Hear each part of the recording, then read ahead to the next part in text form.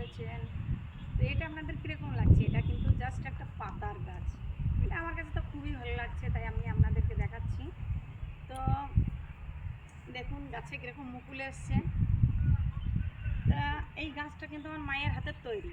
তা আমার মা যে জিনিসটাই লাগায়, যে গাছটাই লাগায়, মার হাতে কিন্তু প্রচণ্ড ফুল ফুল গাছ লাগালে প্রচণ্ড ফুল হয়, ফল গাছ লাগালে প্রচণ্ড ফল হয়।